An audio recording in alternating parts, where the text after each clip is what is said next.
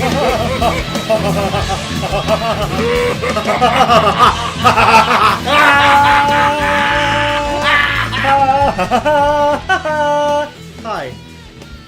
Hi, everyone. Hi. Welcome to Big Damn... Ooh! The Big Damn Hunt. Yes. That's Hunt with a H. Yes, and not without a H. No. Welcome to Big Damn Cast. This week, we're diving into a dirty little hole. And covering ourselves in mud. Yes. Because, you'll understand from the thumbnail and the title, presumably. I am Chris, you son of a bitch, Johnson. And I am Matt, a fucking alien, Watson. And together, we are fucking voodoo magic, man. Oh, voodoo black magic, man. Insert quote from the third one. Welcome to our Predator special. Yes. Which, out of context, sounds horrific. Yes. But, yeah, no, we're here to talk because in a week's time...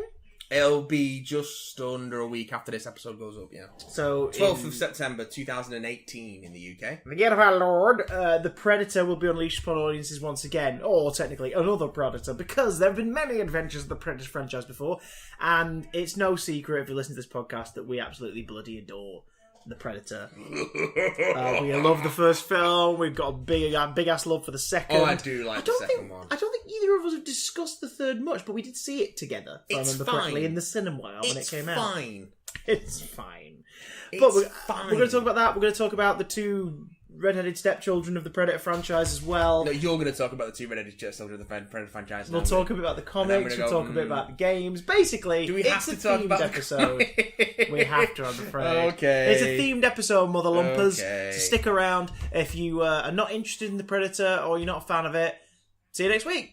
Where we'll be talking about the new one. The Predator. So, let's begin that. Hey, it's a Predator for my movie. The Predator. Right, so... Yeah. The basics is a 1986? 1987. 1987 action/horror movie. Yeah. That is obviously an action movie that then turns into a bit of a horror movie. It pulls the trick. It's a slasher film, but it's also not a slasher film. It pulls the trick that Robert Rodriguez liked so much he stole it from Dusk Till Dawn. Yeah. The movie starts as one thing, and then just pivots to another thing. Like, if you cut out, like, maybe 4 or 5 shots from the first... 40 minutes, I'd say. 45 minutes of the film, it's a straight action movie. Yeah, like, and it was very much in that climate, in that world of the 80s sort of big bravura action action flicks. It's 3 years flicks. after Commando and shares 2 actors with it. Yeah. Like, the opening of it is like a better Commando. Yeah. Like, the first moment, it's that kind of thing. It eats green berets for breakfast. Like, it's... And right now I'm very hungry. God. But so it was born out of that and became a cult favourite because it wasn't a huge hit at the time. It was a pretty decent financial hit, yeah. But it's one of those where its legend has grown. Yeah. It's one of those. Since. It's that typical thing. If it wasn't critically well received at the time, but now it's regarded as a classic. Yeah, unlike a lot of the stuff from the 80s, it has aged well because it is almost a deconstruction of the rest of that stuff. Yes, like to a degree, the macho-ness of the characters in the first film is so over the top as to almost be parodical. I don't want to go into too much detail about the first one because you should be getting a big damn love. Spoiler! You should be getting a big damn love on the original Predator not long after this goes up, around the same time that Happy videos, everybody! Around the same time that the Predator one is in the cinemas. But we're going to talk a bit more about personal experience for this one, I think. Because it is, and I'm going to indulge a little too, because what's better than some self-pleasure? Pleasure shared. So what was your first experience of the Predator? Because you're a couple of years older than I am. I was born the year after it came out. You would have grown up with it in the consciousness to a degree, because around the early 90s was when Predator and Predator 2 and that sort of stuff blew up a bit more and became action figures and video games. I remember it being the Kenner action figure line. Yeah. When Kenner did an Aliens and a Predator and then an Alien versus Predator action figure line, which was probably the most ill-advised thing they've ever done. But you know what? There were some cool figures, There and were I some had cool a figures. lot of them. I had nearly a full set. I don't have any of them anymore, sadly. Did you have that weird sort of hover bike thing that the Predators had? Yes, with the blades all blade over it? fighter, where the entire, like, half the length of it was this scissored blade thing that just shot out of the front as a missile. Yeah. Because Because smart decisions. Sure. Yeah. Sure. And there was There was like a lot of that in the 90s. It was just hoverboards. the Lava Predator, the characters which to have. was made I had out a of hoverboard from the what was it? The thingies of the Jedi line. What was it called? Power of the Force. Power of the Force. Power of the Force 2. Luke had a hoverboard. Yeah. Of course he did, and it shot things out the front. And all of the Turtles like, had hoverboards that shot things out the front. The first couple of waves of that line had everyone with like hulking physiques. Yeah, because they God. were trying to compete with He-Man superhero and stuff. Superhero stuff. But it wasn't. Then as the line got on later, they were like, oh, "Actually, we don't need to do that." Yeah. And the figures got better. But yeah, no, the kind of Predator and Alien figures were just bonkers. Oh, they were mad. Particularly the Aliens ones, where they were just like, "What can we do with They this?" spliced them with animals because a facehugger could latch onto the face of a praying mantis. Predator ones. I was trying to picture that because I had the praying mantis alien, and it never makes sense. I had the Mantis, I had the Bull Alien. Yeah, that Scorpion makes sense. Alien. Scorpion, that doesn't make closest- sense either. It's the closest thing you can get to a regular alien in that first couple of waves. Yeah, but because they eventually did release just like an alien warrior. Yeah, well, I didn't had a 2-pack of Alien vs Predator where it had the classic warrior alien, the jet black, sleek dome, and it was detail underneath the dome. plastic on the Yeah. dome, so like a clearer plastic on top. So, Yeah. yeah. Like jet black and silver alien with like the silver dry brushing to make it that sort of sheeny look. It wasn't very posable, sadly. They only had 4 points of articulation. It was in like a widespread pose, and the Predator was like a sort of classic-ish Predator with the smaller plasma caster and the spear, but the spear was like a weird, like quadrilateral shape on the end. Yeah. Which And, they sort of do a version of in AVP. Yeah. And he had a rifle, because of sort course. of plasma rifle thing. Because of course, yeah, the weapons for the Predators. I had the clan leader Predator who was like taller than all the others, and like the soles of his boots could come out even further. Like his boots extended. So his feature was Yeah. platforms. Another feature was he had a little a lever in the back of his dreadlocks, and if you twiddled it up and down, his he had a big set of dreadlocks at the front, and they sort of wiggled around because they had strings inside them. Oh. But of course they were that. Because that was what made the Predators They were cool, like the that. way their hair moved. But they were that plastic piping that has like slits in it intermediately down to that flexibility. Yeah. Which means that over time it just crumbles. Yes, oh Yeah, god, the amount of Independence Day toys I had that did that. Yeah. I've My still God. got like a big, like a 12-inch or bigger, like Independence The Day alien, leader when you alien. clasp the back and it opens and there's a Oh rubber no, version this of the alien. this one was electronic, motion Oh, damn. activated. I don't know if it still works, but yeah, and it would. But they had like tendrils and wires with that plastic, Yeah. and it just ran out so quick. And it would. I used to use one as like a Sentinel with my X-Men toys because it was robotic and had tentacles. Yes, Like Sentinel, and I used to had to use sellotape around several parts of the tentacle just to hold it in as much Yes. as I could. When I got rid of my clan leader Predator, it was in fucking awful shape. Can you Like, it imagine? was really like those Played with and loved. So to right. you, I fucking loved them. so to you, it was a kids thing. Yeah, Predator but then was child's play. My parents only watched that first movie because the only version of it we had was a taped off ITV version, which was the TV edit.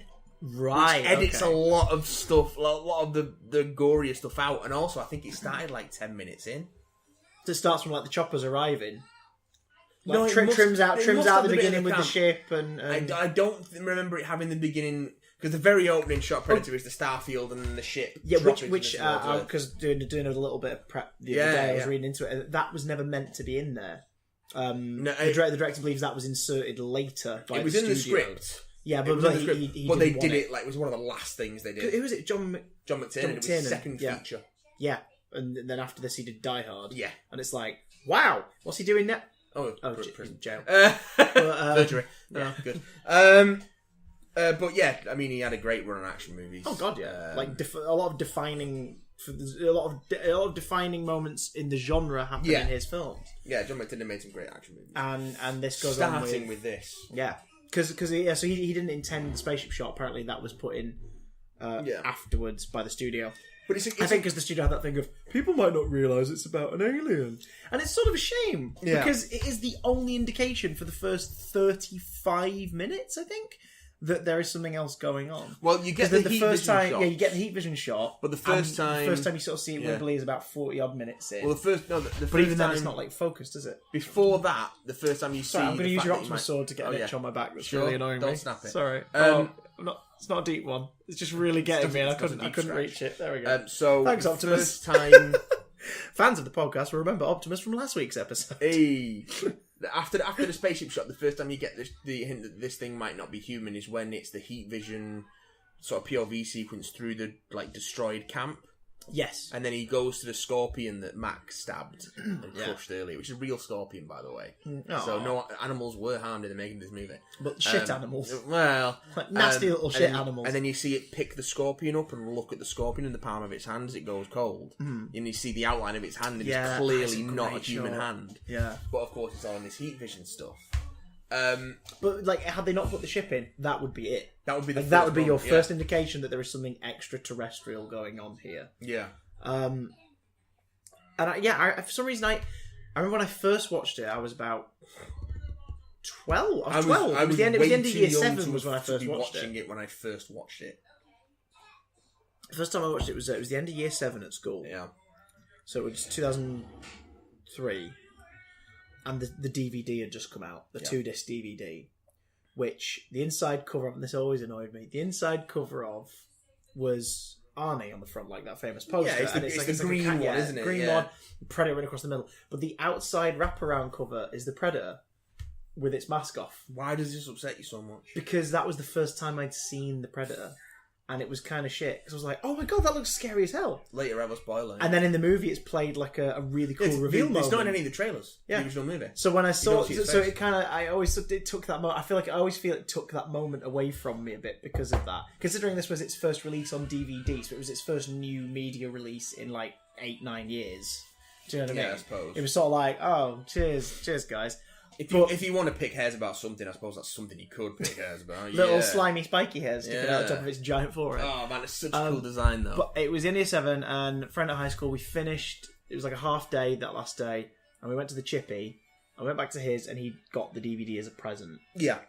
And, age 12, 18, whatever. It is a hard 18, It is a hard 18, and we stuck it on, and they just got surround sound at the house.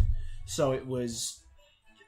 Oh my god! It was an induction, if anything. Like, it wasn't just here, watch this thing. It was, this is going to change your perception of action films. It is just, especially when it hit the gorilla camp scene. I think I can. That in surround sound is mind blowing. I think I can play that entire movie from start to finish in my head like a crap quality tapes off ITV TV version. It's so ingrained.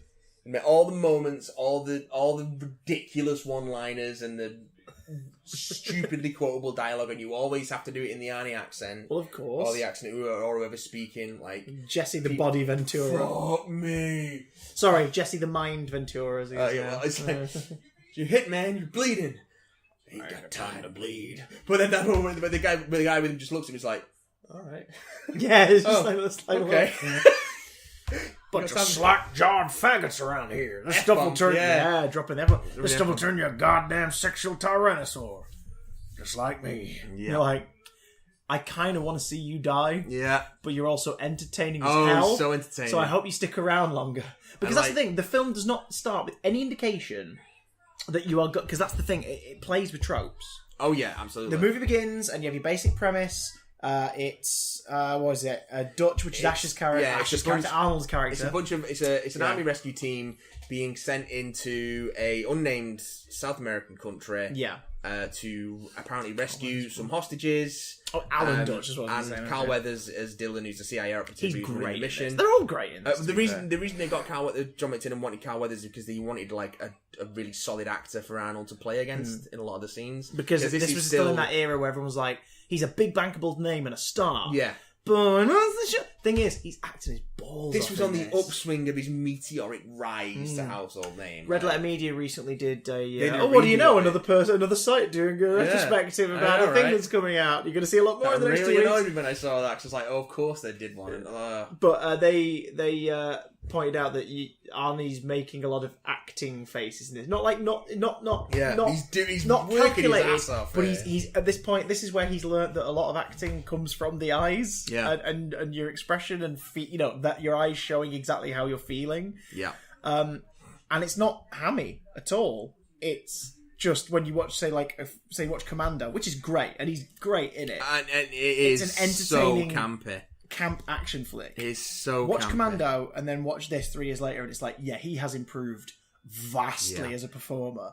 And you get sort of the more classic Arnie stuff in the last 15 minutes of this, because it's dialogueless. Yeah, action. like after when it's just Arnie and the Predator in the jungle, there's no dialogue for like 15 minutes. Yeah, apart from Go on, do it. Well, until then, come on.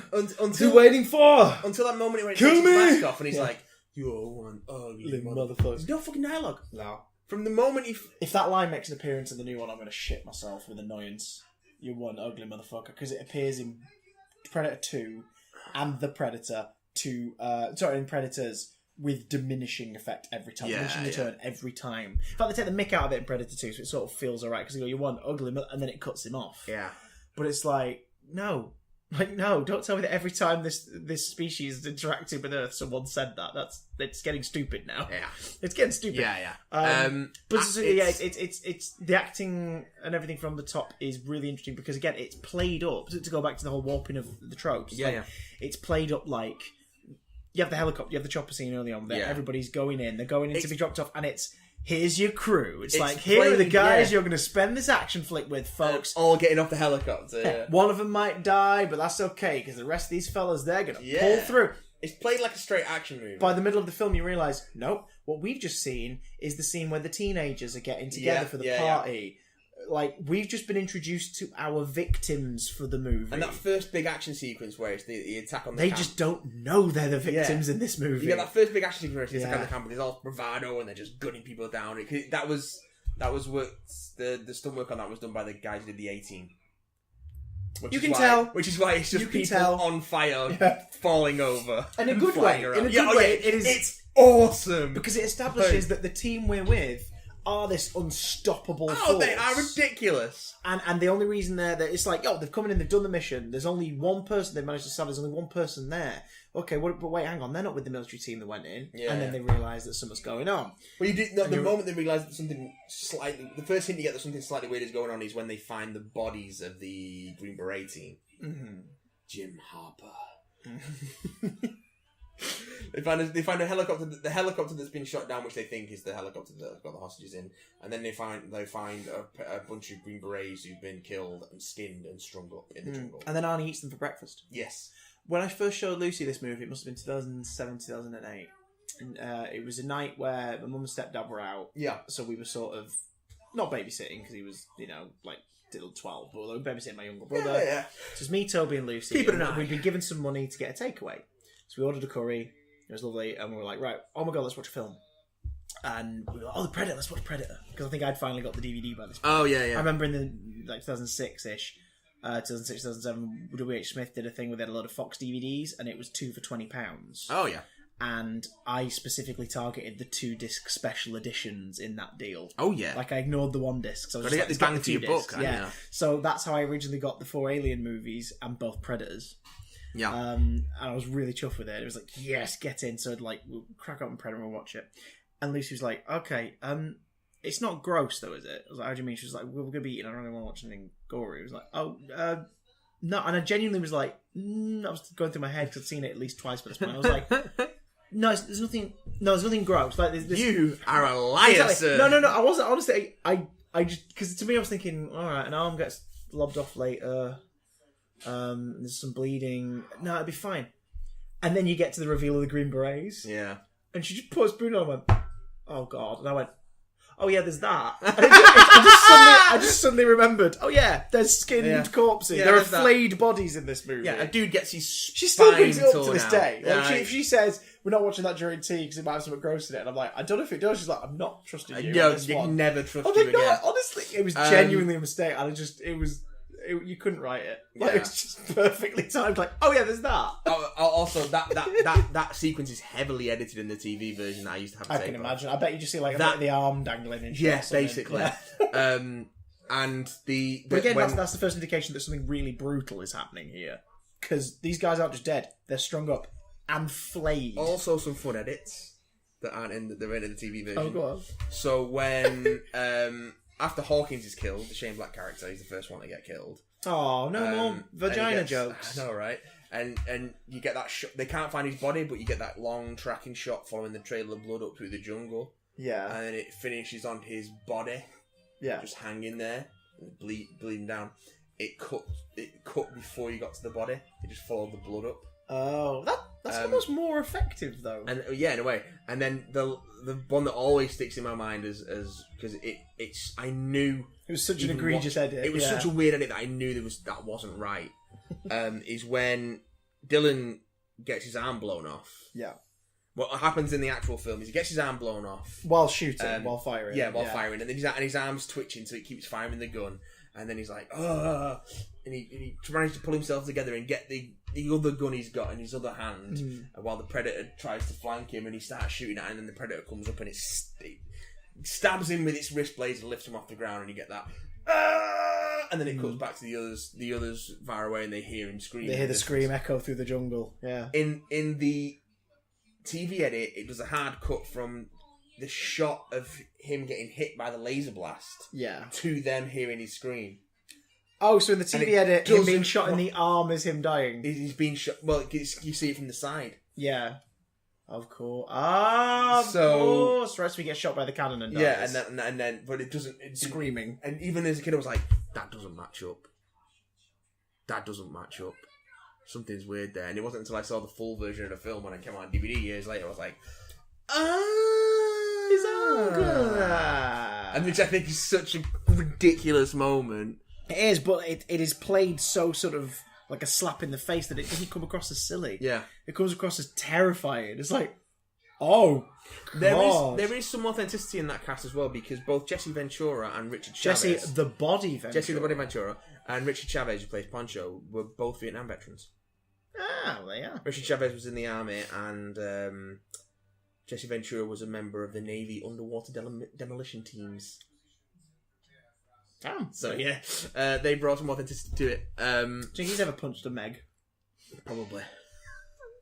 I don't know, actually, there's not much that Jesse Ventura hasn't punched, I'd imagine. Probably call it F word as well. But yeah, it was that it's just that macho. It's the thing where the movie's real strength is it takes this group of macho people, makes them think that they've got the biggest bollocks in the world, and then immediately turns the tables on them, and and you as the audience realise that they are not in the kind of movie they think they're in. Yes, and that's where the tension comes from in that second. Again, I know obviously it's a product of films like this rather, but that's like the same way Dusk Till Dawn works is like we're in a crime thriller and that gets a bit seedy, and then suddenly it's like, nope, we're in a gory horror flick full of vampires. Despite a couple of spoiler alert for a 23-year-old film. Despite a couple of like weird matting things, like some of the composites don't quite hold up. But for the Predator effect, yeah. Everything else holds up super well. That Predator makeup. Stan Winston and all the work they did. Incredible. Yeah. I mean, definitely better than what they'd had at first. The motion the motion of that face is just wonderful. But yeah, the sort of the original design, which they abandoned as soon as they got the suit for it, was like sort of very insectoid. Yeah, and it's an interesting alien design, but it's just not the right thing for this. Because it's got like a big muscular torso, but then just this really elongated neck and a small pointed head. Yeah. It just doesn't quite work. And it was... Like, picture the Predator as is, but a bit more nude, and a bit more sort of clean body armour. And then a like praying mantis head on a long neck. Like it doesn't quite work. Reminds me of the emo hawk from Red Wolf. Yeah. It's got that weird little curved like. It's a bit too Giga-esque. And it was played by random trivia. Jean-Claude Van Damme was originally the Predator when it was that thing. He was really pissed off for several reasons. One, that he was in this red suit on set, which he thought was the actual costume. Yeah, because it was the suit. It was the suit used to. Yeah. Because obviously they were filming in real jungles, so everything's green. Everything's green, so you can't green or necessarily blue chroma things out or effects on them. So the Predator was stark red. Yeah. And he thought that was what it looked like. I was like, no, this looks stupid. Also, do you know what I'm going to do? I'm going to leave this project. I'm going to split. Hey! He was uncomfortable all the time, and he was pissed off that he couldn't do any of his martial arts moves, which was his signature, and you wouldn't see his face. Yeah. So he was like, fuck this. And I don't think it was going to be a role where it was like, with Jean-Claude Van Damme as the Predator. It was going to be, no, we want you to perform because you're physically imposing, and he was obviously like, no, I'm a bit of a rising star. How dare you? So they got Kevin Peter Hall to do it instead. Who's fucking amazing in the role. His physicality. The late Kevin Peter Hall. Man, he died sort of in the 90s, didn't he? I think. Sometime after, let's have a look. 91. 91, yeah. So during the post on Predator 2, then. Oh wow, yeah. So. Yeah, he was Predator 2. He was the main Predator in Predator 2 and the Elder Predator. He was Harry and the Andersons for at least 4 episodes because he played him in the film. Yeah. And then he was in Highway to Hell as a character, and then he died. Yeah, damn. But he was one of sort of the forebears of the current like generation of creature performers. In that he was an actor, but he also had a sideline in playing big imposing creatures because his physicality. He was a tall guy. He was like basketball player proportions. He was like a big tall guy, full foot taller than Arnold Schwarzenegger. He was like 6'9", which is what you needed, like that. Which is what you needed in this, because again, like once he's up against the creature, you need to look at it and go, oh, he was 7 foot 2 inches tall. Jesus Christ, he was over a foot taller than Arnie, because Arnie's just under 6 foot tall. Yeah, here we go. It's the producers decided to recast the role with Halls the Predator could convincingly dominate the film's human characters with greater size. Yeah. He was, but his physicality is stunning. The same way. That who's the actor who portrayed the xenomorph in Alien? It's the only thing he ever did, and he's got a fantastically African name. Let's have a look. I want to see, because again, he's a similar thing where like these two creatures obviously are on par for several reasons. Yeah, but like he creates an iconic performance because his physicality is so stunning. Balayi Badejo. Yeah. Who, again, phenomenal. And not far off, 7 foot in the costume. It's like today, you got, I think it's Javier Botet today is a creature of performer. He's the guy who plays things like Crimson Peak. Yeah. Doug Jones, of course. Doug Jones, of course, famously, Like, these guys... They're like the Lon Chaneys and the Boris Karloffs of now. It's Tom Woodruff Jr. and like from the 80s to 90s and stuff. It's almost mine. Yeah, in a way. Yeah, which creates these fantastic otherworldly creatures. But it's the reason why when you go to a convention and you see people in varying degrees of, but usually really amazingly made like Predator costumes, it doesn't feel quite right because they're just sort of walking around a bit. Yeah, and they're playing in character a bit, and good on them. That's part of it. You're meant to be having fun and playing the part, but there's something about a 7'2" performer with the grace of like a ballet dancer playing this big hulking it's nowhere creature. Near as graceful as they make it look in the film. Oh no! Oh yeah, again, really clumsy. But the way they edit it together, it makes it look. It's his choices. It's the Bob Fosse hands, like the sort of pointed fingers, and like when it's dealing with its medikit and dealing with its injury, it's not just sort of grabbing and pulling. It's kind of like delicate. Each finger's placed on a thing. Well, it has to. He's got these long fucking talons, so it can't touch anything with his fingers. It's much like anyone today with fake nail falsies. It's like the lasses from the nail salon down the road. Pretty much, but whereas they're going, I can't get the app open on my phone. I can't wipe me bum. They're doing that. He sort of turns it into, like, you can see it become part of the performance for these things, and especially when it reveals its face, it's got this horrific, like, beefy yet insectoid mouth. It's got a vagina mouth. It's got mandibles and a gaping throat and little teeth at the top and bottom, just like a vagina, and like a little snout, but like a stretching forehead and those like black rings around the eyes, the sunken eyes with his piercing yellow irises, and Like it's this, but at the same time, it's Hulk. Like its forehead is muscular. There's human in there. Yeah, but it's so hidden under all this stuff. But it's the fact that it is when we do see glimpses of it in the film, it's that tech. Yeah, and then it peels the tech away, and it's just this. It's this muscular thing. Yeah. It's kind of scaly. It's more like an amphibian than a reptile. It's sort of like that slimy, blotted skin. Yeah, and it's just this big thing, and man. It's and the dreads again, inspired choice. Like a lot of creatures don't tend to like. No one thinks, what do we do? Do we get hair? They sort of give it hair. It's got like these pipes coming out of its head that look like dreadlocks with trophies and trinkets woven into them. Which the other films like expand on. You see more like the Predators personalise themselves more in that way. Yeah, I'm surprised they didn't release like a Barbie Mattel tie-in with a Predator head you could decorate. Should have done. But, maybe they will for the Predator. They better be do.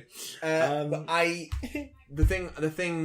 No, the thing's another podcast. Hey, I was going to say something about the Predator. And I've completely. You do realise if we do a thing podcast, we're gonna have to cover both of them. We've got all three of them. I don't hate the Thing prequel. Neither do I. It's nowhere near as good as John Carpenter's The Thing. Great, but there's stuff in there that's kind of cool. Yeah, there's some cool stuff in there. Unfortunately, it's buried under a lot of CGI. Yeah, literally. No, guys, literally, it's buried under CGI. One of the things I love about the Predator is during the climax when it's going one-on-one with Arnie and it drops all its weapons. Mm.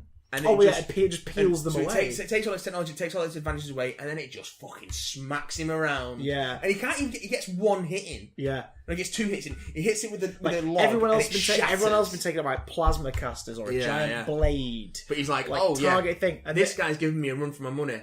I'm going to take him on one-on-one. Because that's what's great about this. It's not about an alien with an agenda per se. There's no take over the world plan. Yeah, it's not that they've stumbled across this alien is here for sport. He's a big game hunter. It sees a combat zone because the gorilla stuff and the berets, and it's like, right, I'm going there. I want to hunt that planet species for a bit. Yeah, come home with some trophies. Yeah, and it does. Like Billy's the only one who sort of fights it face to face before the finale. Like who sort of which you don't see on screen. I will fight you. And you don't see it on screen, which is great.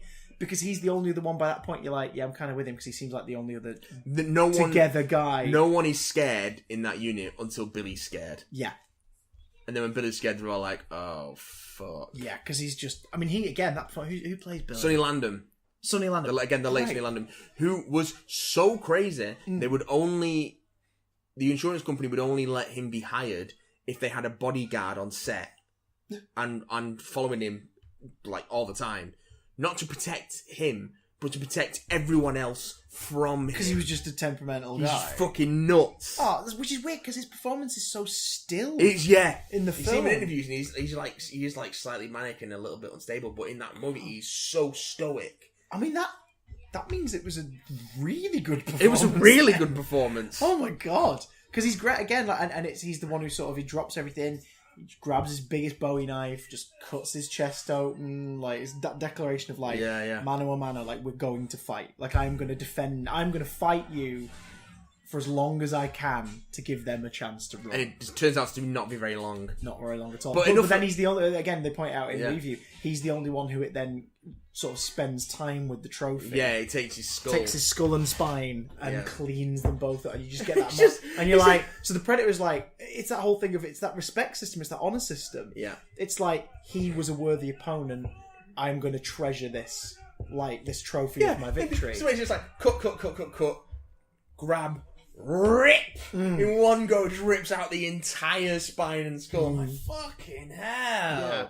It's so good. And again, it's an interesting motivation for a movie monster and for a slasher. Yeah, because it is essentially a slasher movie. It turns into a slasher film. Yeah. And like you said, it was. I didn't actually know that. Peter Cullen supplied voice effects. Yeah, and he didn't. Optimus. See, there's a reason Optimus is with us again. Yay! There he is, driving on the table. And he didn't want to do it originally. And then he saw the design. The second design, yeah. And was like, all right. Because it is amazing. We'll talk a bit more about the design now as we transition into the far-off future of 1997. Came out in 1990. Yeah. 3 years after the original. But the sequel, Predator 2, is set 10 years after the original in the then far-flung future of 1997. Which is weird, because it's like, why choose to? But it's because a big part of the setting is that the Earth is hotter than it has been before due to pollution and climate change. It's Los Angeles in a heat wave and a crime spree. Yeah. So essentially, they set it slightly into the future so that it would visually not have to change too much. There's a few little touches. There's a few little touches with like weapons. I remember there's some more compact sort of weaponry. And there's like didn't more exist. Like and laser sightage on stuff like that. To make it look people a bit are more... using smaller versions of what was then a mobile telephone. Like there was slightly inaccurate. Because by the time you get to 97, they were a lot smaller than what they are. In there's the film, not even there's not like weird video phones. They don't go too far, but all the same, they did it because they were like, right, we need... I don't think they do it because they wanted it to be a message about, like, global warming, but they certainly wanted to be like, right, here's a genuine concern. As the planet heats up, tensions are going to rise in different ways everywhere. Well, also Los Angeles... And it's going to turn Los Angeles, which is always hot anyway, but it's going to turn Los Angeles into a literal, as far as the temperature goes, concrete jungle. What a perfect place to bring... a predator in. Yeah, and we're going to pick up the concrete jungle at least twice more in this podcast. But I admire that a lot because it's a bold thing to be like, right, that worked, let's make another one. It's even bolder to go, how do we make it different from the first one? Because a lot of sequels, of course, don't. They just go, let's do it again, but bigger. And what this one does is it actually does it probably on a smaller scale. It just changes the setting. It doesn't one-up the original in the same way that a lot of sequels do. I mean, it goes bigger and better in terms that the hunter, the city hunter, as he's colloquially called. The predator in the first movie is often called the jungle hunter. The one in the second, the city hunter. He's got a bit more gear, and we see a bit more of his like a bit more range in his weapons and stuff. He's got some new toys. Yeah. No, does he? The discus, for example, stuff like that. And you see more kills. Oh, because the discus gets a whole set piece in the abattoir. Yeah, and there's the net as well, the net gun. Yeah. Oh, that gets introduced in this one, of course. Yeah. What else? Yeah, I was thinking that one because of AVP, but you're right. This was its introduction. Spear, telescoping spear. Yeah, which is quite a cool toy. What else? He's got all sorts of little bits and pieces. Well, I mean, the weirdest thing was they were definitely trying to be a mimicky thing because they'd approached Arnie for this one. They approached and he was like, I'm the biggest star in the world. Yeah, I think it was. He wanted to you should pay me more money. $1 million for this movie, and they were like, no, we are not spending that much money on this movie. He should have asked for some of the back end. Because had he been attached to it, it definitely would have been a bigger film. Yeah, but he didn't need to, did he? Because he was like, I'm going to go do something else. So they got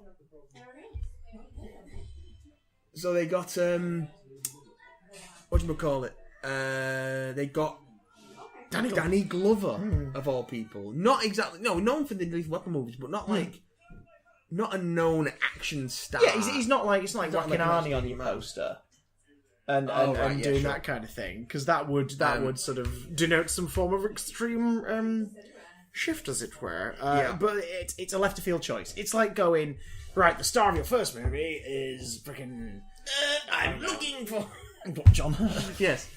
Sorry, first movie is John Hurt. It's going to be a thoughtful shift. drama, and in the next one it's Topher Grace. You'll be like, wait, what? But because it's that shift, it's a different kind of movie, which is one of the things I like about it. It's not all like it's not copy paste. Yeah, it's very much a different beast. Yeah.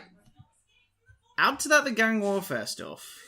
Yeah, it completely changes the tone of the movie, because suddenly you're dealing with there are villains in the movie before the alien creature shows up. It's not got the gonzo macho action stuff in it. I mean, the action in there is still pretty intense, but it's not like, and the gore is sort of ramped up in this one too. Yeah. But yeah, it's not playing with. If the last one was someone playing with toys, this is a monster, and here's my action man. This plays it a bit more straight, although I think the execution doesn't sell it as well as I think it wants to. Predator 2's got a lot. Predator 2's got a lot going for it, but it's definitely not Predator 1. I mean, it's got crazy Gary Busey in it. What do you mean crazy Gary Busey? Don't you mean normal Gary Busey? Absolutely. just... Special Agent Peter Keyes. He's just off the chain in this. Yeah, pretty much. Absolutely off the chain. But he does get cut in half. So He gets cut in half, but his body doesn't fall down. Yeah. Which I've never understood. That's real, right? That'd happen. It's like, they linger on his legs falling down and blood dripping down off him, but then you never see this top half fall. So where's his top half? I guess the other way? No, but the blood's falling down directly onto the legs from above.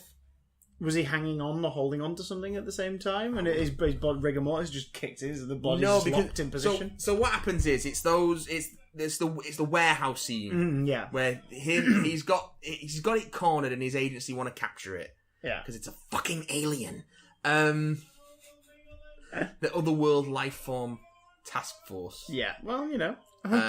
And they've got it in a warehouse, and they're in these heat masking suits, so it can't see them via heat. And then they've got these nitrogen guns, and they're going to freeze it. Mm. And then according to the behind the scenes material, according to Gary Busey and the behind the scenes material, Mm-hmm. we're going to sit the predator down. We're going to have a talk with it. It knows things that we need to know. It knows things about faster than light travel, about travel through dimensions. Yeah, It's like, yeah, that's true, Gary. No, that is your character's motivations. Yes. We were actually just grabbing some GV shots of the set to use in the featurette. Could you get out of the way, Gary? Could you please sit? Stop telling us things, Gary. I love my job. Would I lie to you? If I was lying to you, I wouldn't be here. I'd be somewhere else in a different suit. I'm not making this up. These are things. Get hold of the Predator 2 Special Edition. Watch the features. The making of feature out there with Gary Busey is just ridiculous.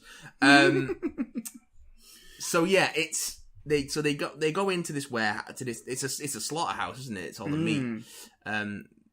He likes to hide in the slaughterhouse district. So they try and corner him in this warehouse, and then unbeknownst to them, he doesn't just see in heat vision and he switches to ultraviolet or something like that, and he can see him and he just picks him off. That's the moment where the film's sort of like, yeah, now we're doing something bigger than the last one. Yeah, and then because you see it briefly in the first, you see it at one point switch through a couple. You see it like vroom, vroom, vroom. No, you don't. I thought you don't. There's always one shot in the first. Am I thinking of the menu? I think the DVD menu might do that, because I remember the menu appears in that thingy and then switches. That's the sort of one moment in Predator 2 is where he starts switching through his different vision modes. Right, so you're like, oh shit, like, oh shit, son. I don't think of the zooms in the first one. There's sort of like a look, it zooms in. Oh yeah, that's what I'm thinking of. Yeah, but yeah, it's you suddenly realise, oh, the tech goes further than we presumed. Like we as the audience thought we knew. Well, that is the main avenue in which this film ramps things up from the first. Is in showing off the Predator's toys, and also when the first movie, it's only suggested that it's a hunt, it's sport for the Predator. It's told through the visuals and the characters making assumptions. In the second film, we see the extent of where it builds up on the mythology and the Predator, and it's the same writers, which is cool. It's the Jim and John Thomas. Jimmy John. It is written by Jim and John Thomas. Jim and John Thomas, based on characters by Jim and John Thomas. Why you feel the need to put that in as a credit when they wrote it, I've no idea, but there we go. True. I suppose it's just that make the mark thing of like, if you're gonna make more, it's us. Yes. You know what I mean? I mean, it's a pretty cool movie, but it's got flaws. It doesn't have that sort of memorable like poppage that the original has. It has moments that stick in the mind, but it doesn't have the same sort of longevity. Yeah. As the first one, where the whole movie is burned on the inside of my brain, but Predator 2, there are moments from it that I treasure, but not so much. I do like that they take it in a different direction, and I do like that the third act appears to start, but then you realise that it's actually there's a good like half an hour left. Yeah, like the sort of the final battle, as it were, sequence begins between Harrigan and the Predator. Yeah, Harrigan is nowhere near the physical match for the Predator that Arnie was, and Arnie wasn't even a physical match for the Predator. Yeah, but he is in he's got more control over his environment. Yeah. So he has that advantage, and he actually manages to kill the Predator in this. Yes. Which then leads to another great oh shit moment when all the other Predators come out. Because you're in a Predator ship. Yeah. Which is hidden underground. And you see the trophy room, which is where the Alien versus Predator thing comes from. Because there was a lovely Easter egg of amongst the skulls. Is a big xenomorph, like curved, like back end of the dome. Banana skull. Yeah. Love it. And other creatures as well. Like the design work there is amazing. Like there's suggestions like of other beings that are out stuff, there, and humans are just like what this one in particular is hunting. But you get the suggestion that it's some kind of ritual, maybe. Yeah. Because then the moment he kills it, like 7 more appear. Yeah. They just unmask themselves. They've clearly the just been there watching. Off. Yeah. And of course, it plays it for a moment as a oh shit. Like moment of oh god, he's dead. Like this is going to be the ending. They're going to reveal themselves. They're going to approach. We're going to cut to credits or something. Yeah, he does like the who's next. Yeah, one just calmly approaches, hands over again like a token, like a trophy of the fight. Like you've bested our young or our warrior. Hands him it's a flintlock pistol. It's got a date on it, but I can't remember what the date is off the top of my head. But it's from quite a long while ago, suggesting they've been coming here for a while, and. He leaves the ship and they take off and off they go. Yep. So one thing that Predator 2 does really well is it expands upon one of the nicest bits of number 1, which is it doesn't really tell you anything. You guess it from the visuals you are shown, and as far as their culture and their motivations go. This Predator is a nastier Predator than the last one. Yeah. And the design reflects that. It's darker sort of skin tone, less slimy, more sort of leathery and scaly. Yeah. It's got more points and teeth in the edges of its mandibles. It's got a gaunter face. It's played once again by Kevin Peter Hall, but this one isn't made to look like a bulky creature. This is meant to look like a leaner monster. Yeah. Maybe because they wanted it to look a bit younger, or maybe just because it's a different type. But again, when you see the elders at the end, they look a bit different. Each of them looks different in some way, either different masks or different ceremonial garb. Or like the face is slightly different, because there's definitely one, if I remember correctly, in the end that looks more like the one from the first film. So it's like, okay, right, there are different kinds. So it's a nice little expansion of the idea. Yeah. And contains some really terrible dialogue. Pretty much all the stuff to do with like King Willie and everything is pretty dreadful. Yeah. Although all of Bill Paxton's lines are pretty awful as well. Can we just say though, Bill Paxton? Yeah. Love Bill Paxton. Crossing over the continuity of this forced once shared again. Universe. He's like Yeah. Who's the character in Batman? Knox.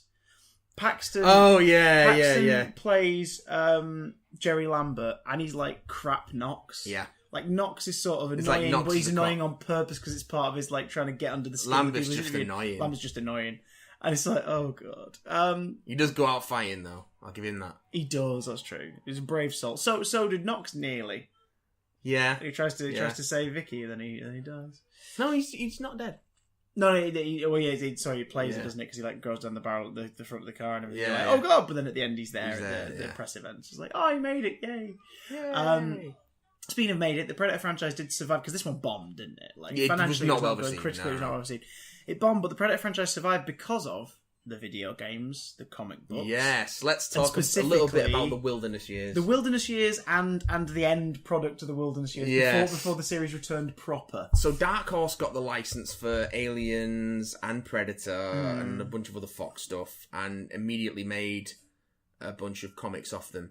I have been recently having a look at the original Dark Horse series. Yeah. Which is and some of the modern Dark Horse series you delved into as well, didn't you? Yeah, the more modern stuff.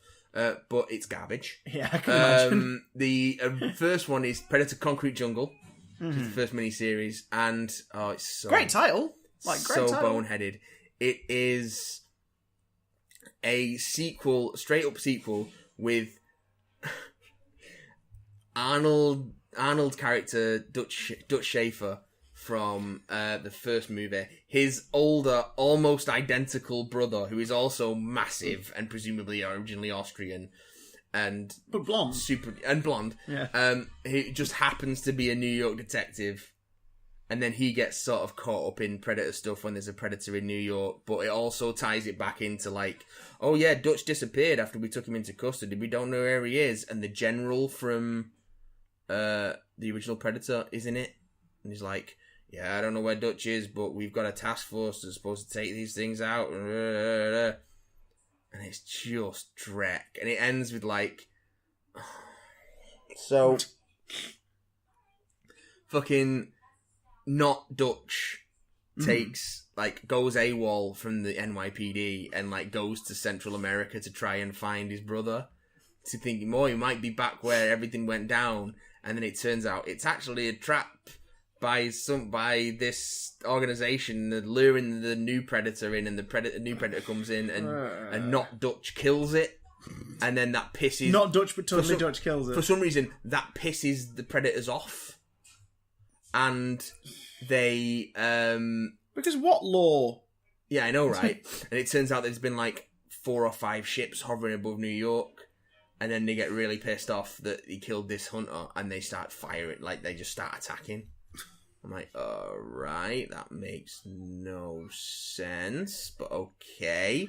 So, and yeah, it's bad. And then the second one, which I've not even got all the way through because it's just Drek, is called Cold War.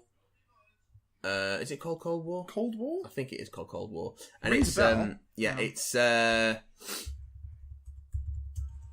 they find a way Cold War, yeah. They find a way to... These were also novels as well as comic series. This is like... There's Russians and there's a nuclear power station, so the predators are coming to the nuclear power station. Like, the problem is that they all have the predators come out in force. Yeah. In the comics, like, there's loads of predators. I'm like, why? That's not... It sort of whittles down what makes them impressive.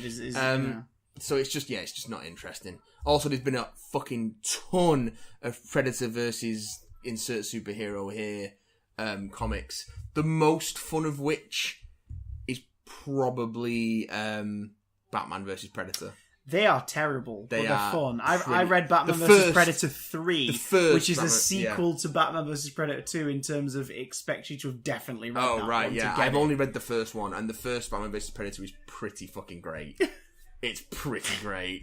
Batman vs. Predator 3 is awful because it's like a father and son Predator versus Batman and Robin, and Mr. Freeze involved, and it's just... the first one's great because it tracks him back to his home, and it comes in the Batcave, and Alfred tries to fight it off. And he picks him up and he's like, I'm not afraid of you, you big bully, and then he shoots it with this big fucking blunderbuss. And then Batman has this special armor, and he chases it, and they chase each other out into the night, and then he kills it in a hand-to-hand sword duel, and then a predator ship comes down, and then a bunch of predators come off and carry the body onto the ship, and give him the sword, right? As a trophy. Okay, so it's basically just a typical Predator story. Yeah, it's pretty, and put it with Batman happens to be the protagonist. Okay, it's pretty fucking great. Okay, it's really good. So there's been a bunch of crossovers and stuff. And then, of course, most famously, Alien vs. Predator crossed over. It was a 12-issue maxi series from Dark Horse. It was set in the sort of, ostensibly in the sort of present of the Aliens universe, circa Aliens, so it was set on a colony world. Which humans had only recently settled, and it turns out that said colony world is a hunting ground for the predators, which they occasionally seed with xenomorphs. Okay, so this lays that idea down. So that happens, and then they come on there on a hunt, but the colonists get stuck in the middle, and then the administrator of the colony sort of becomes the action heroine of the piece, and is blooded by the predators. An idea which some of the execs which the first AVP movie nicks wholesale. And yeah, it's a pretty decent series. Like, it ends with her, like, all the colonists get evacuated, and it ends with her staying on the planet, waiting for the predators to come round again. Yeah. Which they then do at the end. Which again is nicked in another Predator movie. Yeah. Which they do, and she's like, alright, I'm coming on your hunt with you. And they're like, yeah, alright. Alright, this lady can come on the hunt with us, that's cool. And there's Alien vs. Predator Deadliest of the Species, which is a very, very strange maxi series by Chris Claremont, which is all about, like, weird clones and trophy wives and Is that the one with the where she's in it and she's got weird armor and stuff? No. That's she comes. Or is that just a bunch of collectibles that became a thing? No, there are direct sequels to the original Alien vs Predator which feature Mariko. Okay. Mariko Noguchi, I think her name is, if memory serves. But yeah, I had the trade for the original AVP series and it's great. The Deadly to the Species is strange but interesting. There's a great little mini-series called Alien vs Predator Eternal, which is like a Japanese businessman who has built his fortune off reverse engineering Predator technology from a ship that crashed. Again, something that the movies try to do something with and never follow up. And he's been like implanting. Oh my god, the Fox movies beyond the first one, beyond the second one are so lazy. But he's been going after predators because he's implanting their organs into himself to keep himself young. Oh, like he's like way older than he actually looks. Okay, but he's been using predators. He's been like using their biology to keep himself young. That doesn't make much sense. It's pretty interesting. Like this it's a cool idea. But it's just like they're not shown to be like regenerative. They're just shown to be but he's like creatures using them for like medicinal purpose. I don't know. It makes sense in the thing. But this like war zone reporter, she gets caught up in it. And she ends up. That's a cool idea because, like, it's that whole she's used to she's not a combatant per se, but she's used to combat zones. Well, the prologue of it is like she's in a war zone, and her cameraman gets predated. Oh, but because he thinks the camera's a weapon. Okay, that's a cool idea. And like they're learning, and then she's like, "Oh shit! I saw something that I can't explain." And then she's chasing that story, which leads her into this whole situation. And the aliens are in it. I can't remember what brings the aliens into it. I think it's like cover sales. That's why. That's what brings them into it. I think it's like this guy who's like hunting predators finds another ship and it's got eggs on it or something. Cover sales. That's why they're in it. Yeah. Cover sales. But it's cool. It's cool. It's a cool series. And the art style, the covers for it are amazing, and the art style is really cool. So yeah, those are the. If you're gonna read a Predator comic, read the original AVP limited series, or read Alien vs Predator Eternal. Everything else you can probably safely avoid. Yeah, my first exposure to AVP comics was the AVP tie-in, which was also called Survival of the Fittest, which isn't that strip.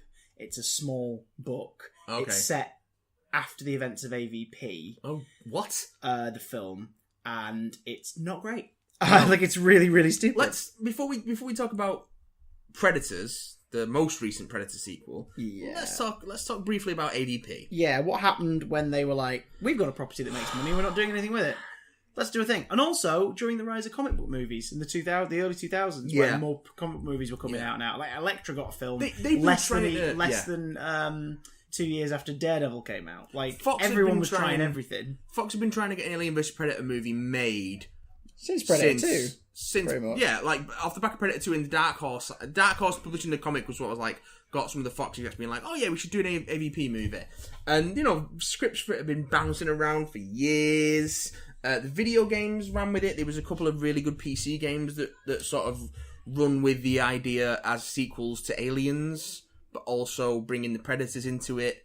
There's like the original arcade game, which is just like a beat 'em up. Yeah. It's great. Also impossible to play legitimately now unless you can find it. You've got to ROM it because of the licensing. It's never been officially re-released. I don't think Arcade Club have it either. Arcade Club in Bury. Yeah, which I need to take you to at some point. Yeah. Oh, we've got to go on a mandate. They have a bunch. I say mandate. Like kicks and liver totally coming. I don't think they have Alien vs Predator, sadly, but they do have Windjammers. So there's that, and they have the 4-player Simpsons cabinet and the 4-player X-Men cabinet. Yeah. Oh my god, that Simpsons game! I used to play the shit out of that on the SNES port. I think they have the 4-player Turtles one as well. The 4-player Turtles in Time. They can, yeah. I think they have it. First level Baxter on the bridge. I think they have it. The first boss is Baxter on the bridge. I definitely played it. I played the remake of it, but I can't remember if I've played it there. But I think they do have Turtles in Time. I think we're going to have to go now. Like, we're going to have to go now. Let's be honest, the only reason this is pre-recorded. I mean, definitely live, is because we're there now. Yes.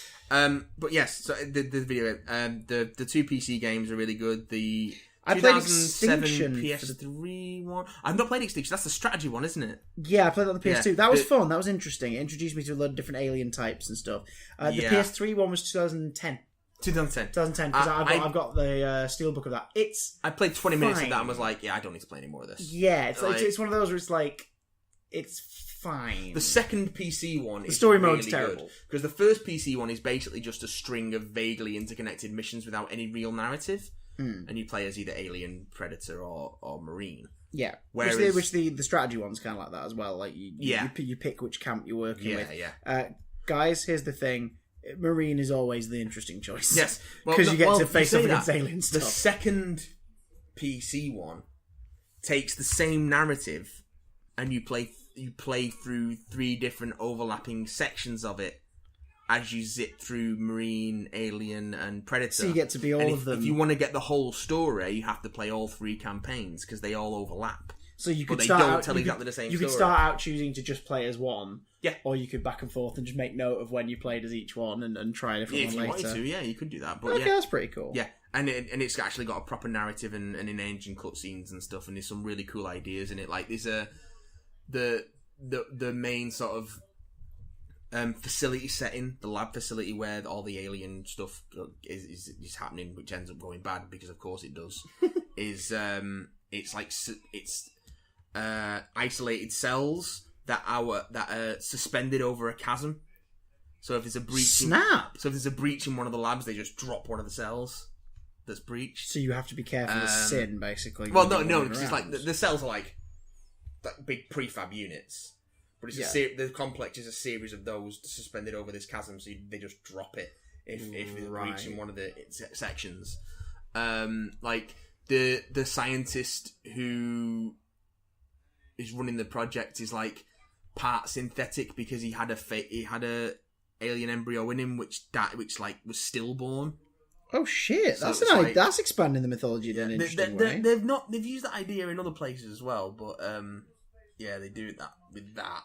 And I imagine that's how they get around Ripley in some continuities after Alien 3. Like, we want to use Ripley, but she died. No, because it didn't actually get born. It died on the way out, and she was able to survive somehow. Your CO in the Marine campaign has a grudge against the Predator because he went up against one on a previous mission, and it basically crippled him, and he has to use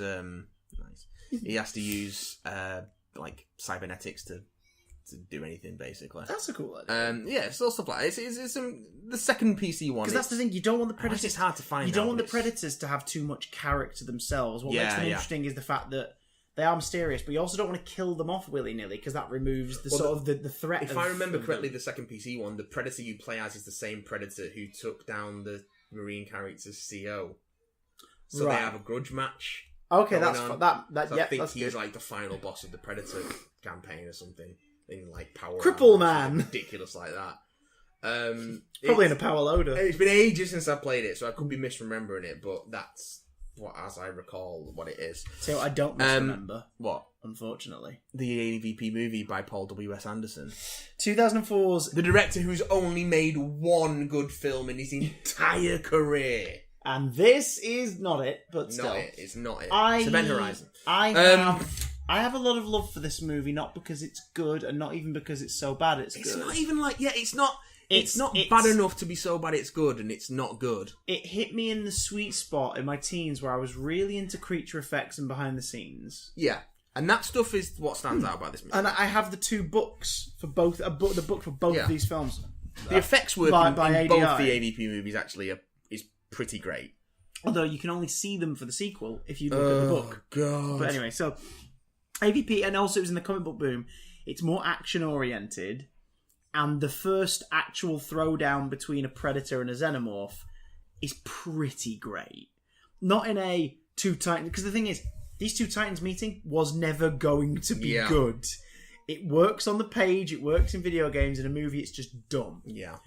So, they embrace that in the first one, and the first fight between a predator and an alien is dumb. Like, it's big. Like, at one point, the predator grabs the alien by the tail. Swinging it round, swings it round. And because, of course, their exoskeleton's quite tough, it's smashing the column. Yeah. You get the great bit where it traps it in the net. Yeah. And it starts to cut in, but the alien's blood melts part of the net and it escapes. But then for the rest of the movie, it's got this grid shape on its head, in green blood, and there's just stuff like that that's really cool. They make the Predators more heroic looking in the design because by the end, our lone surviving human character teams up with the lone surviving Predator to stop an alien queen. Yeah. It's definitely the most interesting use of the alien queen, I think, after Aliens. Because in Alien Resurrection, it's just this sort of thing with a head and a big pregnancy belly, and it's just sort of sat there screaming. In this, they go, what if the Queen were mobile like in Aliens, and we have the technology to make her do that now? Oh, we do. We've got CGI. Let's do it. Yeah. I think that final confrontation with the Alien Queen is pretty decent. Like, in terms of, they don't sort of shit on what came before it in terms of what it was capable of. We can just see it doing more stuff. It's basically a superhero physique Predator complete with big, like, square jaw, and our human protagonist holding Predator weapons made from bits of aliens strapped to spears. Yeah. Fighting the T-Rex with a giant head, essentially, is what it is. It is dumb. It is stupid. It shits all over continuity for both franchises to the point where they've admitted now that AVP take place in their own little bubble. Yeah, like they don't exist, even though they try to. They do make the thing sense. that every alien thing that is set before Alien tries to do is like, this is the origin of the Weyland-Yutani Company, and this is Prometheus proves that Alien. Here is Lance Henriksen. AVP couldn't exist.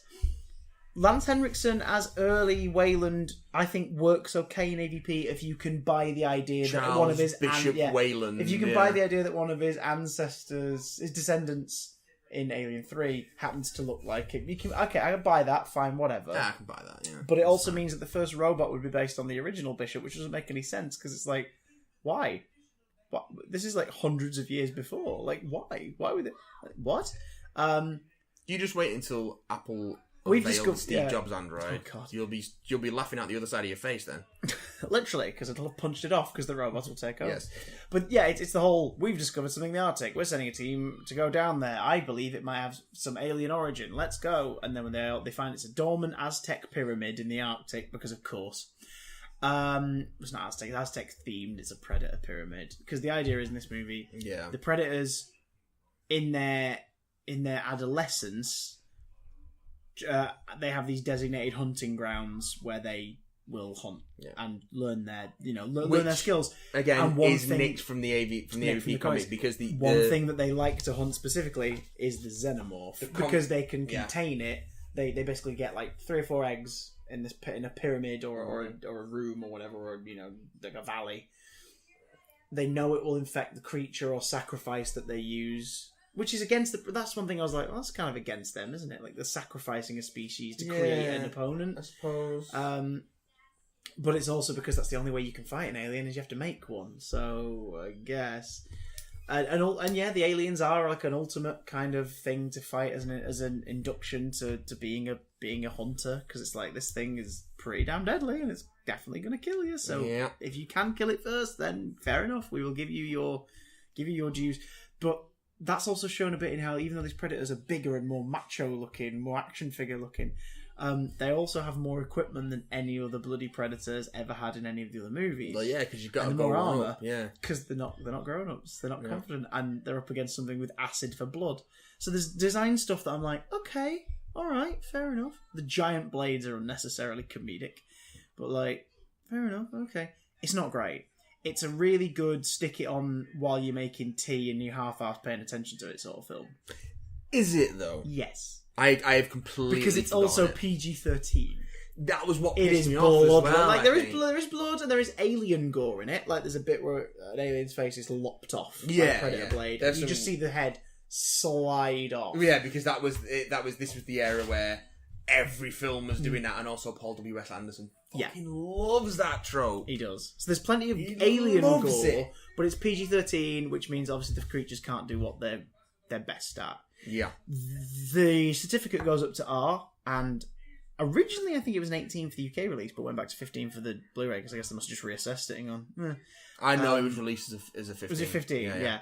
AVP Requiem, the 2007 follow-up to AVP. That is a hard art. It's a hard art, but I don't understand why. Because you can't see anything.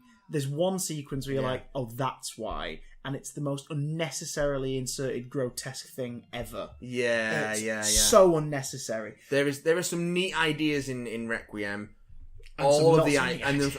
and some not so great ideas. Nearly all of them are very poorly handled. Yeah, we're introduced to a cast of characters in AVP that aren't too fleshed out, but the actors bring them to life as much as they can. So you do go, oh no, when ones get killed off. You're like, oh, that sucks because they were a nice person. AVP Requiem, it makes no effort really to make you give a shit about anybody, because suddenly, for the first time in an Alien and a Predator movie, our cast are generic teens. Mm-hmm. There's a few adult characters in there, but like that whole thing of he's her dad. He looks about 5 years older than her. Like that kind of it doesn't quite work. There is like, you know, the high school bitch character and the jocks and the nerds sort of stuff. It's just like, oh god, okay. It does make one interesting decision with its premise. It's set in small town America. Yeah. It's a direct sequel to AVP because basically the Scar Predator, the main Predator from AVP, did get face hugged at one point. Yeah. And we see it struggling with that in AVP. And then it gets killed at the end. Like, the Queen kills that Predator at the end during the final fight and impales it on her tail. Yeah. So that Predator's dead. And the very end of AVP is the Predator ship arrives, and elder Predators arrive, and they carry the Predator away. Mm-hmm. A la Batman Batman Predator 2. Predator. And they place it, and the last shot of the movie is it on a ceremonial plinth, like a ceremonial casket in the ship. Lying in state. And then a chest burster bursts out of its gut with mandibles for a mouth. Which was admittedly a cool shot, because it's like, okay, that's alright, okay movie, fun little thing to end on. Oh look, a Predator alien. Yeah. And then we see the Predator alien, because the sequel's about that ship crashing on a small, like in the forest near a small town. For some reason, the Predators collected some eggs. Sure. Because of course they did. Sure. Because it would be fine if it was about a predator a predator hunting down this hybrid. I'd be fine with that. Yeah. And then you could find a roundabout way for the hybrid to possibly try to reproduce, and then you get your alien elements in there to a degree. Yeah. But they have to do it strict. Pros for the movie. They show a child being face hugged. That's bold. That's bold. Fair enough. And that child then chest bursts. That's bold. Yeah. Seeing the aliens in an urban environment is really unnerving, because it's like, wait, what? Because we are used to seeing something them. we've not seen before, and it's pretty neat. Yeah, I like it. you don't see it much. We've been teasing why. Yeah, but you don't see it much. The Pred Alien is an interesting design, but it is way more alien than Predator, which is a shame, because the alien hybrids we see throughout the 90s in the toys take on the aspects of the animals that they're thinking a bit more. And like the gorilla alien is a big ass alien, and the praying mantis alien is a big insectoid alien. This is an alien that has mandibles and dreadlocks and is a bit tougher. It's like, oh, okay. So, it's a cool design, but it's also a bit like, is that it? Yeah. Is that it? Yeah. I guess that's it. And that kind of sucks. But other pros, again, interesting creature effect, if you get the guidebook. And it's short. Okay, that's it for the pros. This is directed by the Brothers Strauss, if I remember correctly. Is that their name? The Brothers Strauss. Yeah. That tells you all you need to know. AVP Requiem, even though it corrects the title, because it's Alien vs. Predator Requiem, Alien vs. Predator, and this one's Aliens vs. Predator Requiem. It just is. The Brothers Strauss direct this movie, man. And you can tell that they're edgelording it. They're trying not to shock you with the actual horror that is presented from these creatures in the situation. Mm-hmm. They create new horrors. One of which is the pregnancy scene. This scene is horrific. The Pred Alien is shown to be reproducing. So the basic plot is a predator has been sent down. It's known as Wolf in the descriptions and everything, because it's a lone wolf one. Yeah. A predator has been sent down to apprehend this situation and clear stuff up before it goes horribly wrong. Yeah. I.e., kill the Pred Alien, get rid of any evidence of the Predator ship, because I believe it blows up the ship and stuff, doesn't it? Like because they have to do that in every Predator movie. It has to blow up something. It has to blow something up. With a countdown. So it does all that, big cleanup, and that's meant to be the idea, but in the film they decided, so just having it be a story of the Pred alien and a couple of stray aliens from eggs isn't enough. Mm-hmm. We've got to up the stakes. So they decided that the Pred alien, which is an idea from the games of the comics, when an alien's isolated, it either can become a queen or reproduce to a degree that it produces a queen egg so that the colony can begin again eventually. Yeah. Which is an interesting idea. It's like insects and stuff. The idea that, that certain ones can change. And a lot of this conjecture comes from, like, ideas the comics have had. Yeah. So that's a cool idea. Yeah. For some reason, the Pred alien reproduces by implanting embryos into an already pregnant host. So it goes to the hospital, not like just walks in like, hello, just the maternity ward. Yeah. But somehow it ends up in the maternity ward. There is a pregnant woman who is heavily pregnant, and I remember correctly, I think they imply she has twins or triplets. Yeah. Multiple children, certainly. It latches onto her face with its face. Yeah. And like a face hugger, its tongue elongates, goes into her throat, and fills her with alien embryos. Mm-hmm.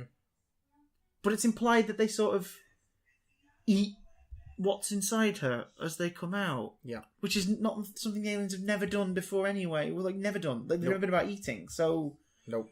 Why? And I think they do it because they're like, this is shocking. It's like, no, this is just unnecessarily gross. This is edgelord gross. What is the point in this? Yeah. But the biggest crime the movie commits as a piece of entertainment is the Brothers Strauss think that horror means darkness. Oh, yeah. You see nothing. I saw it in the cinema. I couldn't see anything. I bought the DVD because I was a teenager who thought I had to be a completionist for all these things. I saw nothing. Yeah. I eventually picked up the Blu-ray release in Ealing's HMV because it was part of a 2 for £20 thing. I went, oh, go on, I like AVP. Let's pick it up. AVP and AVP Requiem together in a 2-pack. Something else. A couple of years ago, decided, go on, I'll watch Requiem. You can still see nothing. Yep. It's so dark. I watched it when I was working at Blockbuster. I got it as one of my free rentals. And Yeah. I was like, one, this is bad. Yes. Despite there being occasional, like, interesting moments. Yeah. And 2, can't see shit. Yeah. There's a subplot where a pair of car keys goes down a drain. Like, this because is a film. Yeah. This is a film, guys. It's terrible. And the Predator comes out of it the least damaged in terms of if you go what you're going in to see. Yeah. Because we get a lone wolf. It's a really screwed up looking predator. It's got a mandible ripped off. It's it's a scarred looking thing. It's got crazy eyes. It's like a scrawny version of one from the first movie. It's sort of really. He's the dude they send in to clean up messes. Yeah, like he's a suicide mission predator. It's like you deal with that, and if it comes to it, you're probably going to die as well. But that's fine. Like that's your mission. Go sort out this crap. And he unlike the other ones, he looks like one that is scrapped with bigger things. It's there you go. It's the Tim Roth of the Predator world. Yeah, all right. Like, you take a look at it and you go, yeah, you've seen some shit. Yeah. Like, you've seen some shit and I can believe you can hold your own. Yeah. But it's not great. Nope. The franchise then sort of dies, even though it ends with a teaser of, like, here's the Yutani Corporation getting hold of Predator tech. They were sort of trying to point it towards it being a straight-up Aliens prequel / adaptation of the ideas in the comics. Yeah. It just doesn't really... It's not really work. The Predator franchise did return eventually via Robert Rodriguez, his production company. Yeah. In 2010, he'd been trying to get one made for a while. Yeah, and there had been a script for a Predator 3 about like some of the ideas of which are incorporated into this. Floating around for a while. And yeah, so Predators, featuring the most unlikely action star of all time. Yep. No.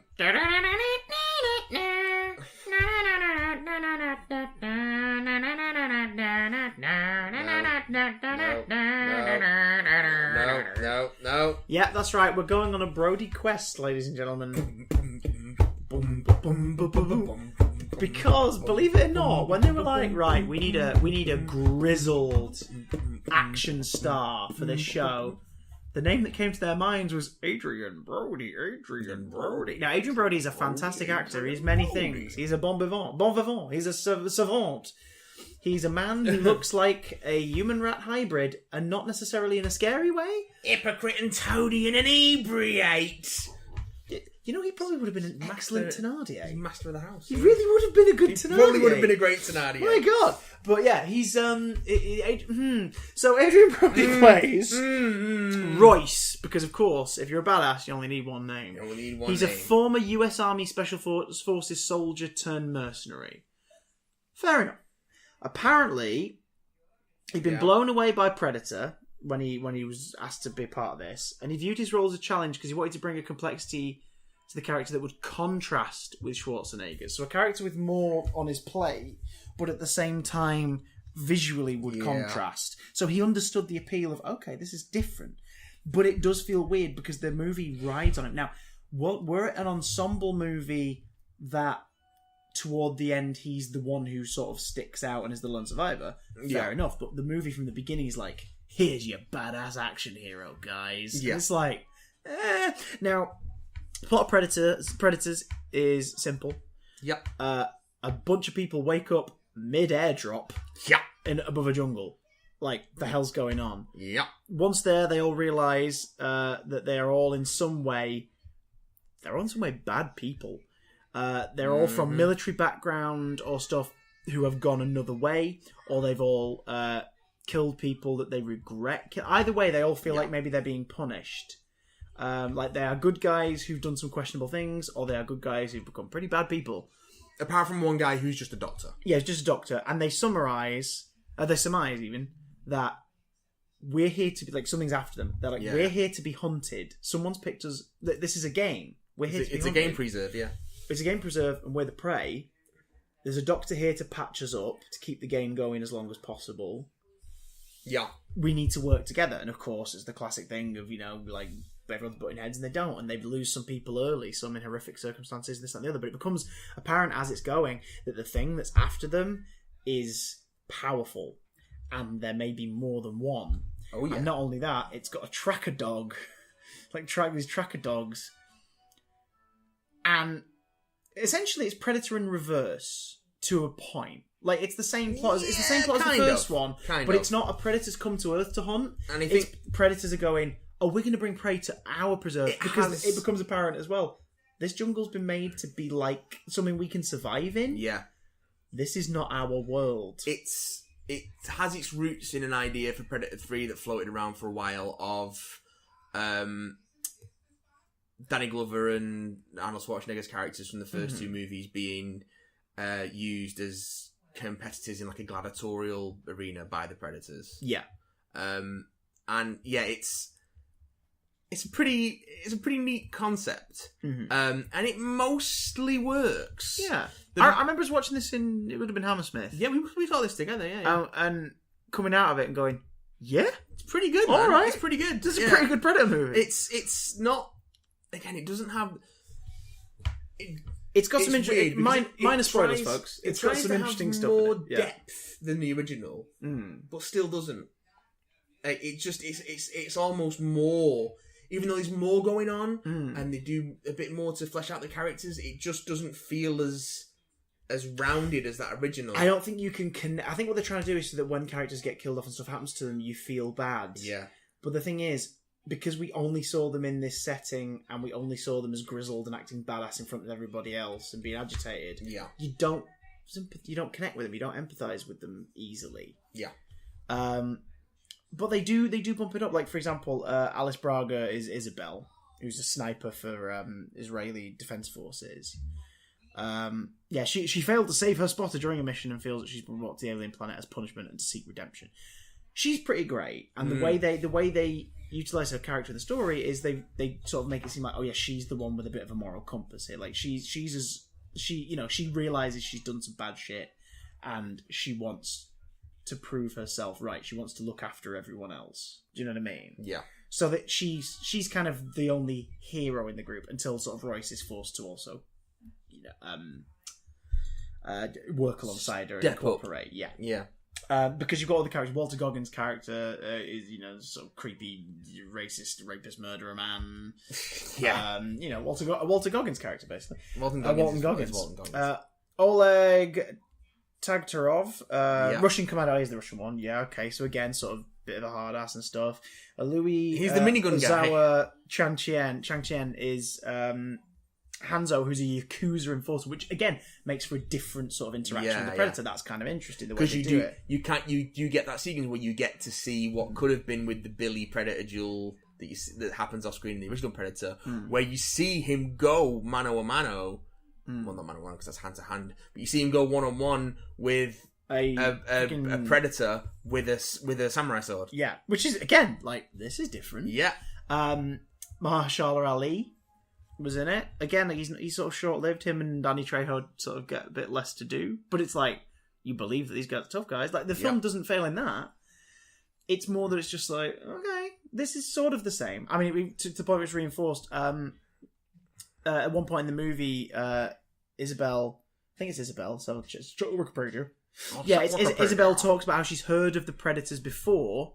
After they encounter their first encounter with it, based on a report by the only survivor of a special forces team who encountered one in '87 in Guatemala, and it's a reference to Dutch. Yeah, there was two survivors. There's two survivors of that. Yeah, there were. What a load of bullshit. He was the only survivor of the squad, of the military squad. To be fair, yeah, she was a. But it's the first film to sort of continue to imply what happened next. I think there's a nod to it in Predator 2. Predator 2, they're like you see Anna. Yes, in video footage, she's and they show evidence. Aerial footage of the devastation of the post-Predator bomb. Yeah, but in this, it's sort of implying that I think I remember saying something like no one believed, and it's because we know that special forces dealt with it in secret. Yeah, but you imagine Dutch was probably just like cast out and ridiculed. It's implied. It's stated in the Predator 2 novelization that he got sick afterwards, like some sort of radiation type sicknesses, so he was in hospital, but then he just disappeared from the hospital, like just fucked off. So the government just took him basically. He was in government custody. Oh right, so he decided from government custody. He decided sod this they had an idea to possibly use him in another story, which is a plot thread that they pick up on in the comics because the whole thing for the not Dutch character is he's looking for Dutch, he's looking for his brother, but it never gets resolved. Now what's really annoying about this one is we get an exposition character. And it's played really well. Yeah. It's Nolan, played by Lawrence Fishburne, don't call him Larry. Who is a survivor who's lasted several of these hunts. Yeah. Who's been hiding out in like an old Predator ship. He's turned it into a home. And he uses them as bait. Yep. Like he sort of betrays them and uses them as bait in an attempt to maybe sort of get in a ship himself or get out there himself. The one thing I didn't like about this movie is it feels like it has to do the one-upmanship thing. Yeah. We have 3 Predators who are bigger and badder and scarier than before. Yeah. The designs are fine. I'm lukewarm on the designs of the Predators in this. But they have and in the credits it's referred to as classic Predator. They have another Predator strung up in the camp, presumably being tortured. Yeah. And it's the Predator that looks exactly the spit of the one in the first movie in terms of the design. So it's almost like they're going... Yeah, this ain't your daddy's Predator. Our Predators are bigger and better. Ooh, someone else has had that idea for a Predator sequel. That's where, and we've been talking about this when we talked about the trailers, that's what I'm worried about the Predator. The Predator, yeah. That you remove all threat and agency from the initial Predator concept by going, but here's a bigger one! It's like, okay. And the second trailer for the Predator has really banked on that. Yeah, it's a bigger Predator. Like it's real, and they've released a teaser image and stuff of it, and it's like, okay, all right, it's a bigger and scarier Predator. And that's the one plot element I don't enjoy in Predators. Because it's like what? So there's Predator racism. I thought they were a culture of the sort of like an honor system to it, based on what we've learned. Yeah.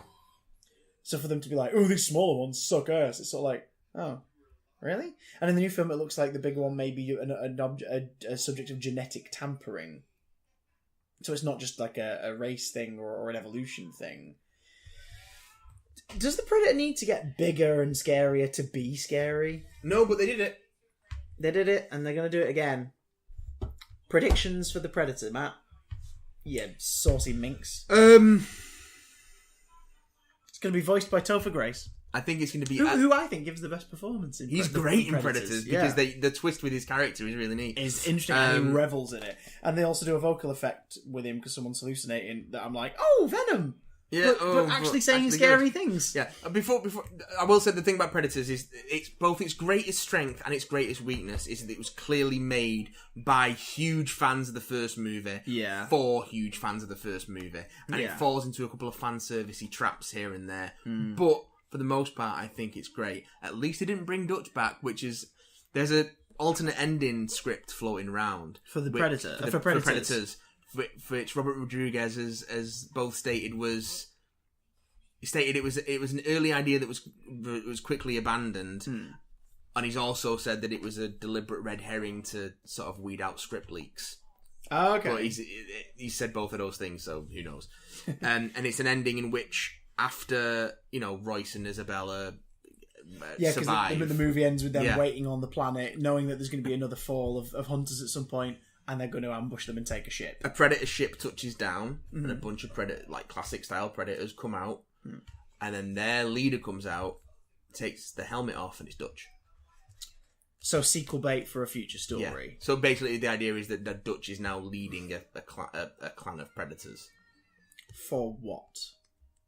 I don't know. But I also don't like that. I don't like the idea of them allying with the thingy. That's why Alien Resurrection is kind of shite. Because even though Ripley Clone isn't with them per se, they play on that idea of well, you're connected now, and it's like, what happened to them just being a random force of nature?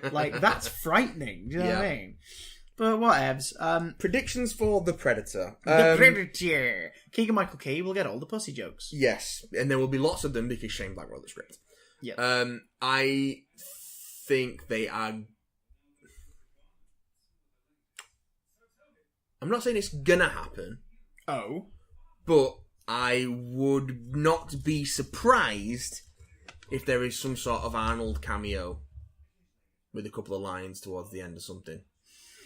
Okay. Or they've managed to nab him for some at least a video evidence thing. Yeah. They finally managed to get that scene they wanted to do before.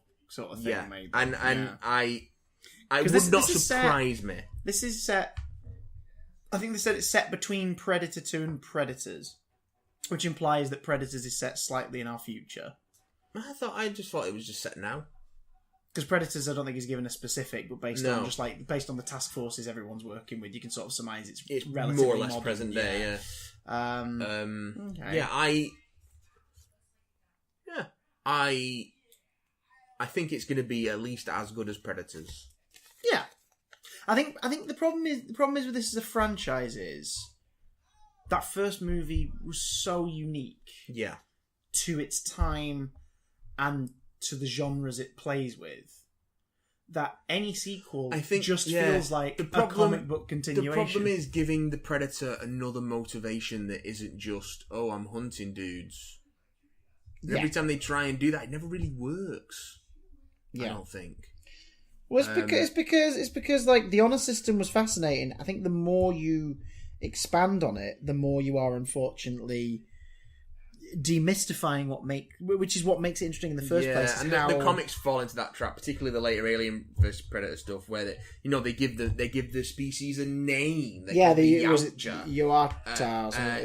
And then they show so much more of their culture. They don't translate their speech or anything, so you don't know what they're saying. Yeah, they always use the Predator text as their dialogue, which is a nice touch as a visual element. But it does demystify them somewhat, and I think them being sort of unknowable is what makes them scary. It does. We're afraid of the unknown, and to keep exposing and using the unknown. As especially, how do we make this better? Let's tell you more. Especially if you think you have a handle on them, but then they do something that just goes to show that you don't. Yeah, that's more frightening. That is frightening because you can't accurately predict what they're gonna do because you're judging them by a human morality that you've projected onto them. Yeah, which is what AVP falls into the trap of. It's it plays with the honor thing, but it's also these are the good guys. And it's no, but they're are not. they? They have an honor system, but so does Wolverine, and Wolverine's not a good guy. You know what I mean? He's a noble guy. And I'll have a beer with him, but I don't think he's a good dude. Yeah, I wouldn't get into a bar fight even on the same side as him, because I'm just going to punch people. He's going to gut them. I wouldn't get into a bar fight in the same fucking city as him, because he'll probably turn up and gut you. Or the Punisher will be there doing something as well, and you'll get caught in the crossfire. You've been thinking about this way too much. Everyone lives in New York City. Fantastic Four! Don't need no more. Oh my god, that man's being gutted in the bar! Oh my... Oh, nobody tell my Aunt Petunia. Oh, Did you... Vince.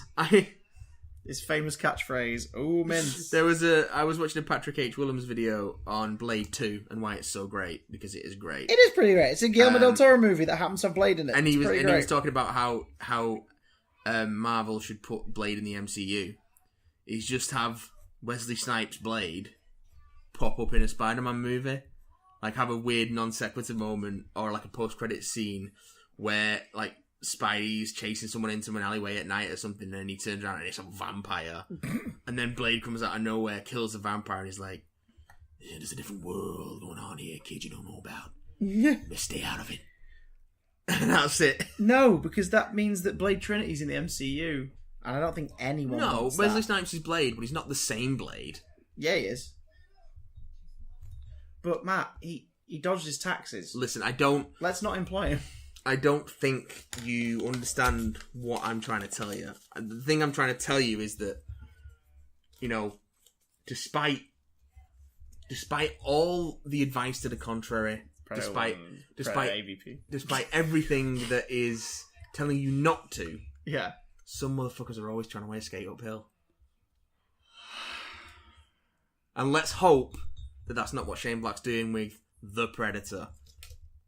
We'll find out. We'll find out next week. Yeah. If you guys got thoughts on Predator, Predator 2, any of the Predator bits and pieces, or you just want to talk about The Predator, if you've already seen it, please let us know. bigdamcontact@gmail.com.